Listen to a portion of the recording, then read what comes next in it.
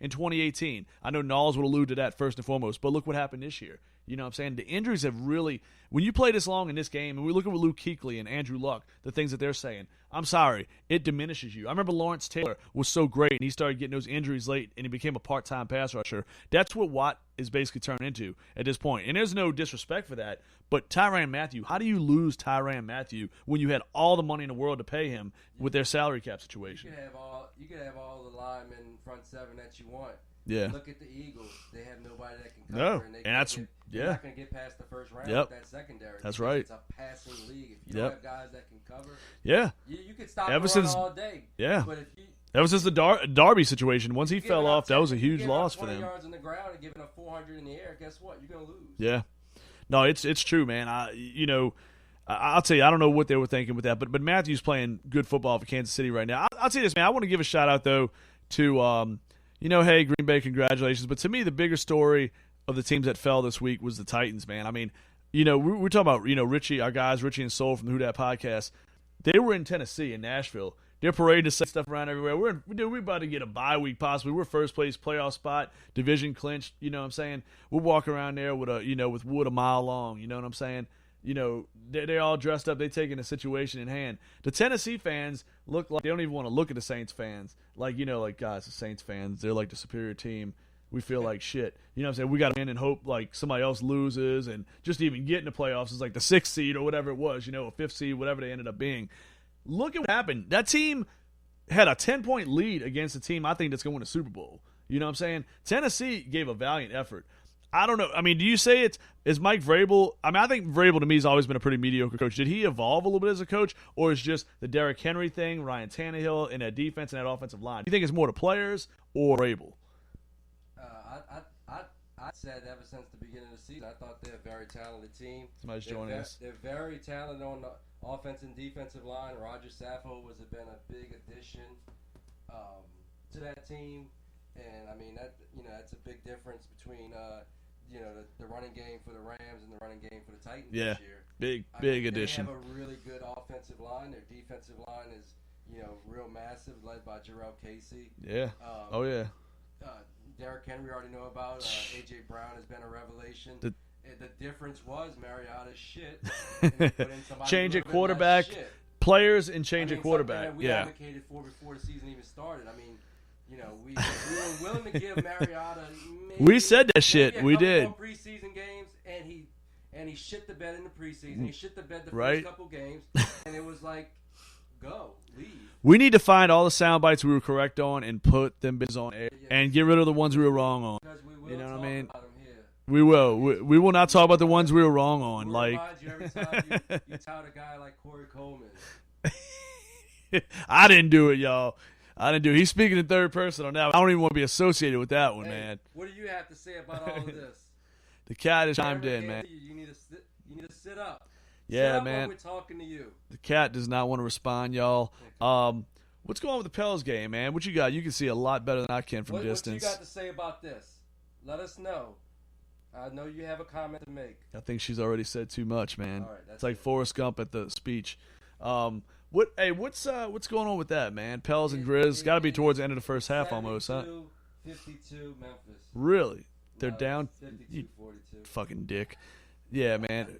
Pels are winning or what? Yeah, the Pels are winning. Really? Are they? Yeah. Everybody that wanted Ja Morant don't because he's losing. Hey, look, I told you we made the right move the whole time. Nah, I love Ja Morant. Now, I'm just saying, you cannot pass up Zion Williamson. I mean, look, if you pass up the guy, let's just say this. If this dude turns into, I don't put it this way. Zion to me, just like I felt about Anthony Davis years ago, I always thought in my mind he could be a really good version of Marcus Camby, bottom case scenario. I think the same type of situation applies to Zion. He's too athletic. He's too strong. Unless it's a bad injury situation, let's just hope this was just a little slight bump in the road. His physicality, his athleticism, his defense, his passing, even if he never becomes the guy who has the great jump shot from a distance, if he's a guy that averages 14 a game in his career and double-digit rebounds, all-defensive team type guy, I still say he's a worthy pick. I mean, obviously we're looking for more, what if the lower but body torque is just something that just keeps him injured? Well, the Pels, David Griffin and company, they've done everything from try to change his walk to, mess with his diet a little bit. Change the way a guy walks, is he going to change the way he plays? I don't think so, man. I don't. It's a lot involved. I know. I mean, I think it's just honestly, the off the court things. I mean, you're off the court more than you're on it. Basketball, some of the worst picks have been when guys have picked big men over guard wings. Yeah, but Michael Olowokandi, Kwame Brown, we knew these guys had bust potential. I'm sorry, when you draft a dude from Pacific, now Odin was a guy I thought if he could get past injuries had a chance. Kwame, I hated that pick. That was just Jordan's bad doing. I love Michael Jordan. Bowie had a decent career, though. I mean, it's just the problem was he went ahead of some other guys that he shouldn't have went ahead of. But, I mean, he wasn't a bad ball player.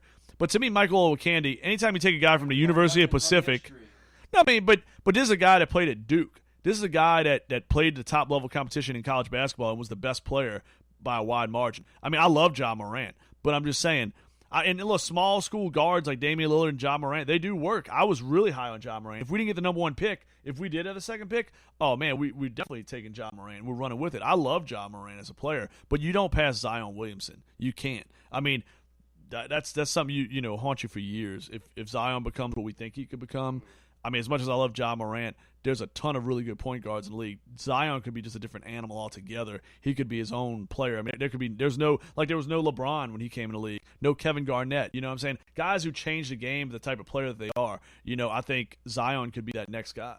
But where we at, man? Where we running at? We're almost at tavern level. All right. 38 minutes. 38 minutes, y'all. 38 special. Well, look, man, tomorrow, I know you're going to hopefully chime in tomorrow. Saints and Sinners podcast will do back-to-back days, man. As long as y'all go after 7. We're not going to cheat y'all, folks, man. We're going to give y'all the full show. We're not going to be like the Houston Astros and pull bullshit. We're going three-peat this week or what? Hey, man, I tell you, man, we're going to have Pat Riley in the house, man. Riley, PJ effing Mac, bro, in the house. The only place you can get those kind of takes is from the coach. That's right. The Dancing Bear will be here to tell us all about how much Alvin Kamara's season was a product of him not hanging out in public enough. We always clown on P as much as possible.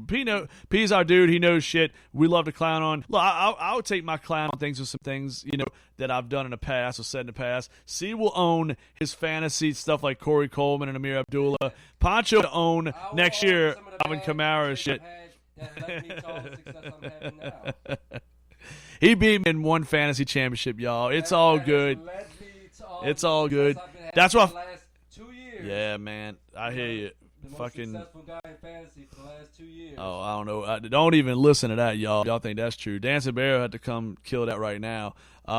If we show y'all that Super Friends team, it's going to be pretty bad for C. Have 3 finals. Yeah, I hear you. But hey, man, I think we're going to be out, and we'll see you guys tomorrow, man. We'll see y'all tomorrow. Jump back in. Hit us up with some comments. Let us know what y'all want to talk about. Because I don't know what I want to talk about. Y'all have to let me know. Vaughn said he could hear you the whole time. Ramos, a few other guys. Maybe I'm trying to see who's saying he could hear. Richie saying KC by 17, man. I like it.